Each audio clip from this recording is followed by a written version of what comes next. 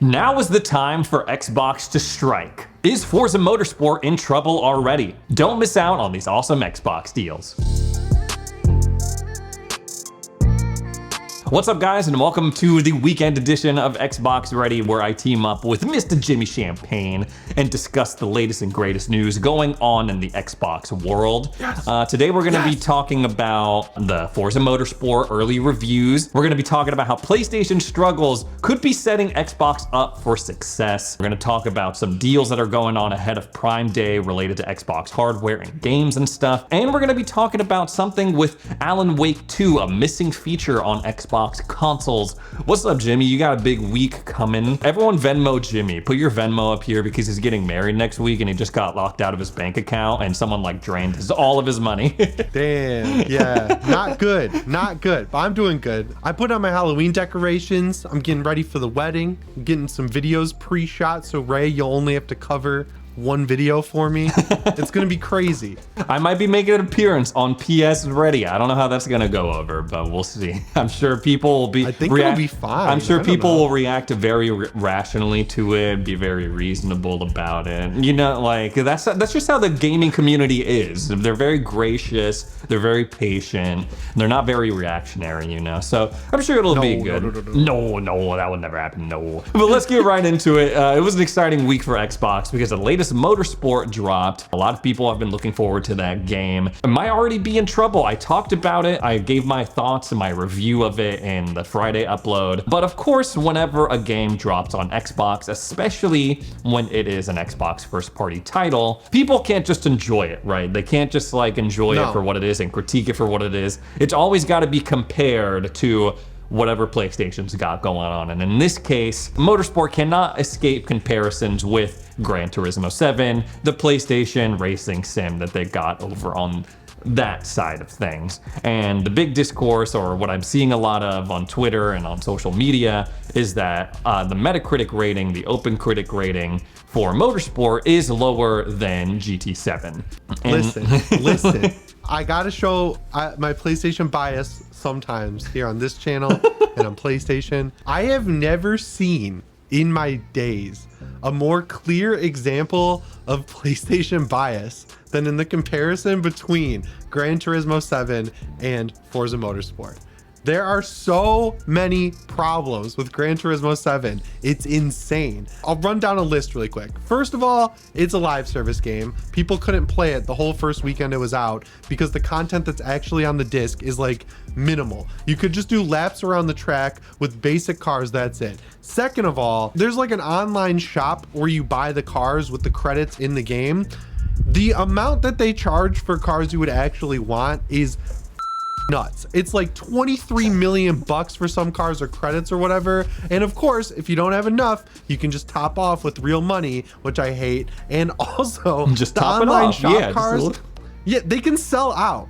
Those cars can sell out. So if they're like, oh, you really want this like Shelby Ford GT or something like that, right? You've been waiting for the Ford GT to show up in the auto show shop, and then shows up and you grind all day to get those credits. Someone can like buy all the cars before you're actually able to buy it. Then also on top of all this, the graphics, they look like PS4 graphics that are upscaled, but it's supposed to be like a next gen racer. I don't know, man. I think there's very clear bias with Gran Turismo. Don't forget there's also a movie with Gran Turismo. I don't know if Hollywood is affecting people's bias. I don't know, man, because like Forza, I watched reviews, I started it, it looks really good, and I will say as an avid Forza player, the handling upgrades that they've done are very noticeable, and I really hope that future Horizon games take the handling from this, because the weight of the cars is much easier to feel. It feels good when you're cornering and stuff, just totally different than what we've seen before.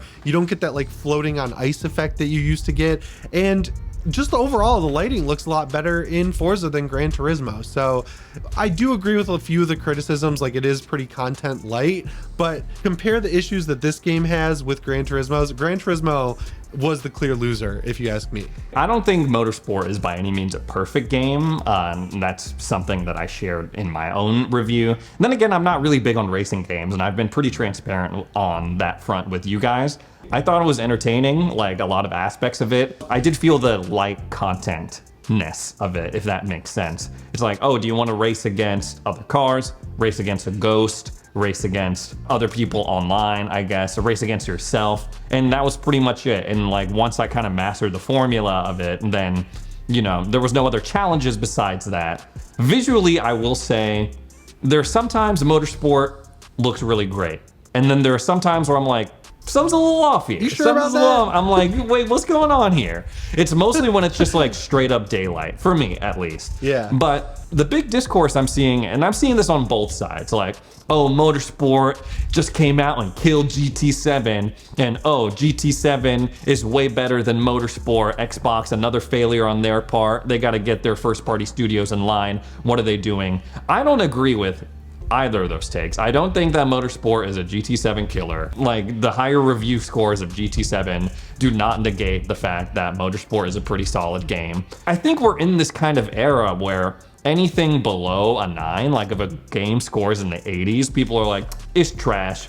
If it's not like an absolute masterpiece, it's trash. It's kind of a weird way to approach things in modern gaming, like reviews and critiques and reactions to those. Gotta get that engagement. Gotta pump those numbers up, you know? Yeah, that is true, and I do understand that from, you know, from the YouTube perspective, I guess, like having like. No, I'm talking about Twitter. The fanboys are terrible. The fanboys be fanboying. You know, what else is new? But do you think this will have any like tangible effect on sales, on engagement with Motorsport once it officially comes out? Because that's something that we have to realize as well. This game is not officially out yet.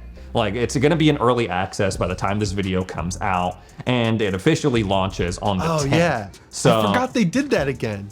Yeah. My personal opinion, I don't think it's going to matter. What's your take on it? I think if you look at, like, I watch a lot of racing game YouTubers, and in terms of multiplayer, there's a ton of different options out there, right? Like, you've got Gran Turismo 7, Forza Motorsport now, even The Horizon Crew. 5. They have, like, Assetto Corsa.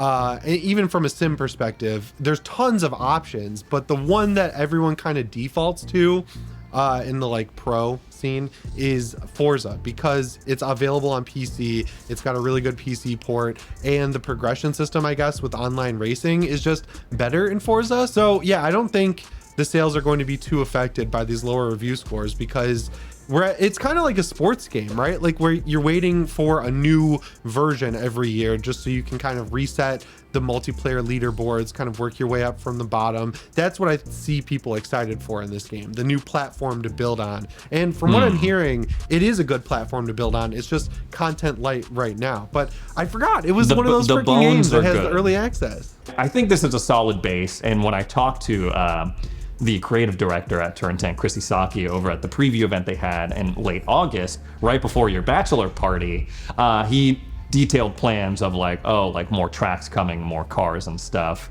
more content on the way. This is something that they're going to support for a while. And remember, it's like, as Xbox owners, you know, even if the reviews for a game are terrible or they're really good, you can try it for yourself on Game Pass with your, I was gonna say prescription, your Game Pass subscription, and make an opinion for yourself. And if you don't like it, then it's like, whatever, you uninstall it. You played it as part of your subscription, you didn't buy it, no skin off your nose. But anyway, let's move on, because, you know, Xbox's perceived struggles, a lot of people are quick to point out that. I feel like people are pretty tough on Xbox. And sometimes I'm like, yes, they deserve it. And sometimes I'm like, really, guys? Really, we're kind of going at them for this. But this was actually your idea to talk about, and I'm glad I have you on to discuss this, because there's been some turmoil going on in the land of PlayStation over on that side of the pond. And it could mean like this is the perfect time for Xbox to like capitalize on it.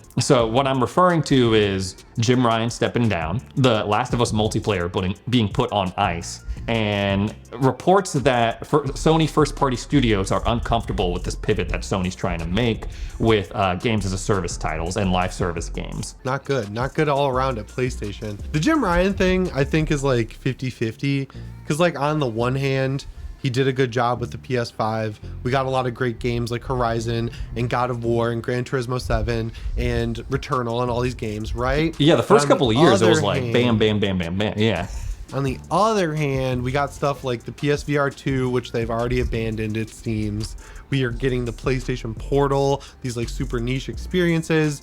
They're splitting up teams at all these studios and having one team at every studio make a live service game. And apparently that's not working out right, because they just laid off the whole multiplayer team at Naughty Dog, which isn't good. I'd say that's objectively a bad situation. They've been working on that for Bungie a while. is a mess. Destiny is probably in the worst state it's ever been since Sony bought them. It's just like a storefront with a game attached to it. And Sony's like, well, after Spider-Man 2, you can go on to PlayStation Plus Extras library and download a bunch of games because nothing's coming out until the end of next year. That's going to give Xbox like some big advantages to like take over some of the market share, right? Now is the time for Xbox, is what I would say. Now is the time.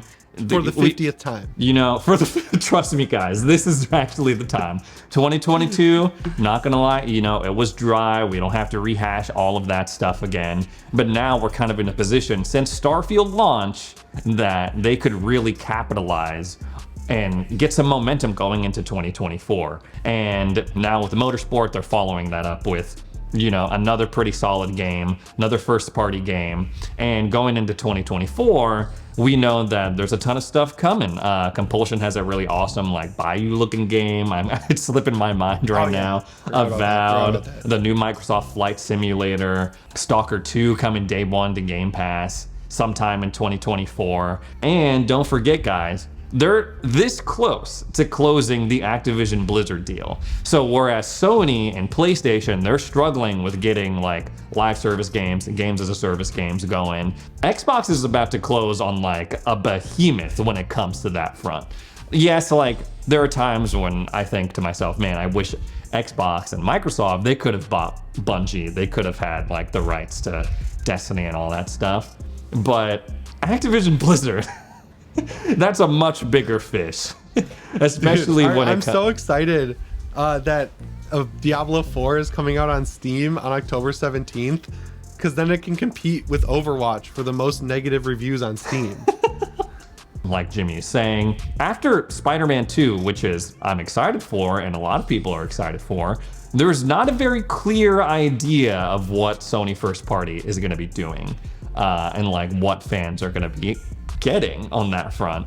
So maybe with the upped release schedule of Xbox first party and the decreased releases for PlayStation first party, maybe they can get something going and get themselves back into like this console war that they apparently lost. But speaking of Xbox sales and closing the gap and making moves and stuff, we got Prime Day round 2 coming up on October 10th.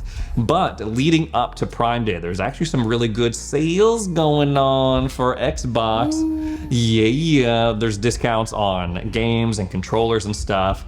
The Elite Series 2 Core it's got like a $40 discount right now. It's like below $100. So just for the Elite Series 2 Core. Yeah. And for the Elite Series 2, I'm looking at it right now, usually $180. Right now it's $140. So that's another like $40 discount.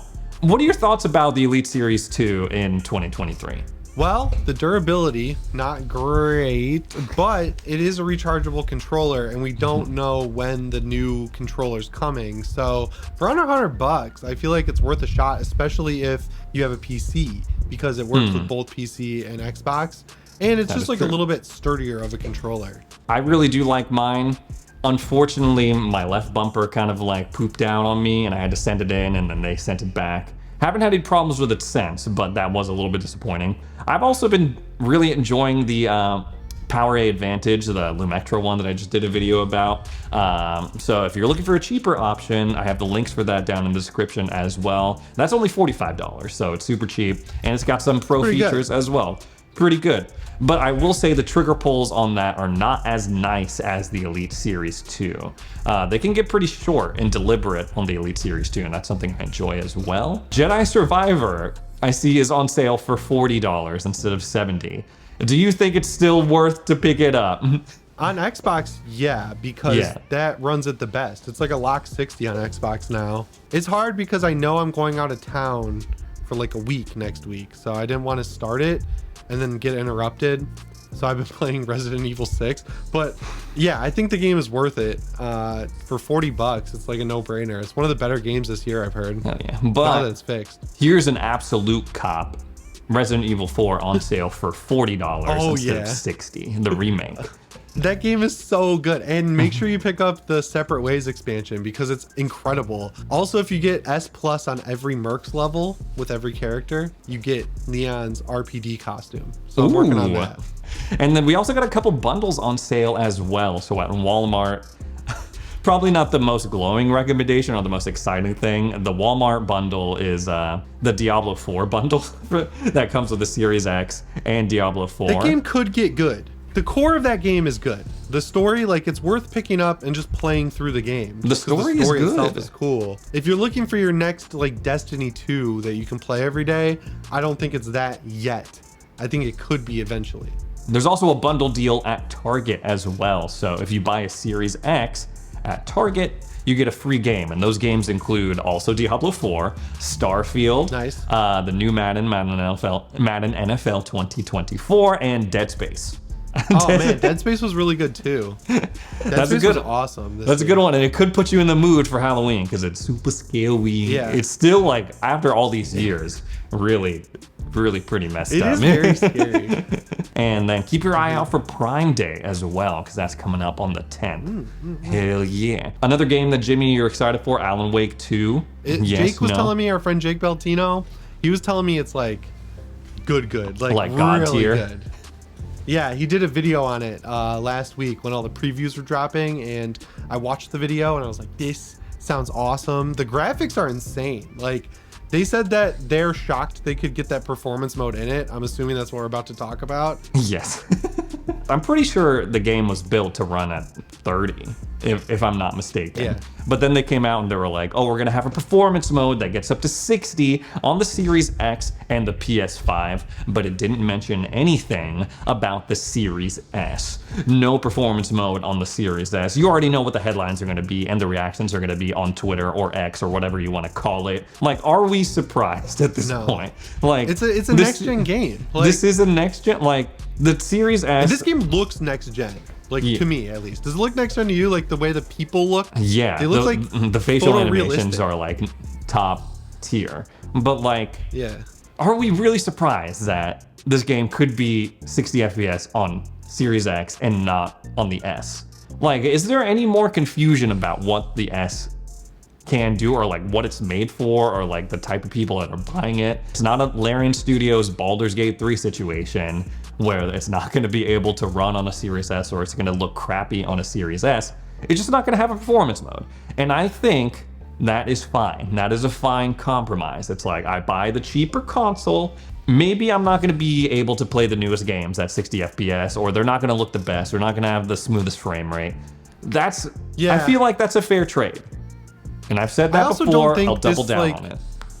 I don't think it's going to run at 60 FPS locked on PS5 and Series X. Like, I think it's going to be a similar performance mode to what we saw in Jedi Survivor, or what we saw in Dead Space, or a lot of games where it's like the main mode is 30 FPS and then the performance mode is unlocked frame rate that can go up to 60 FPS, but you'll probably be seeing it drop to like 40 or 50 at most times. And I'm seeing this article right here that says Remedy has commented on this before and said from the beginning they've worked on this as a 30 FPS experience, focusing on visuals and ambience. So it's like, I don't think you're going to be missing out on a lot if you're playing Allan Wake 2 on the Series S.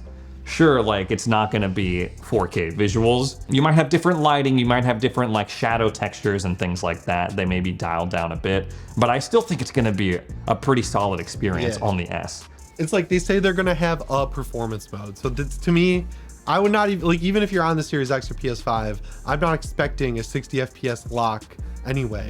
Not a big deal. I still think the Series S is cool, in my opinion. But that's just There you me. have it. There you have it.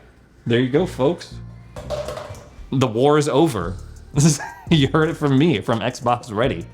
Go and buy Series S.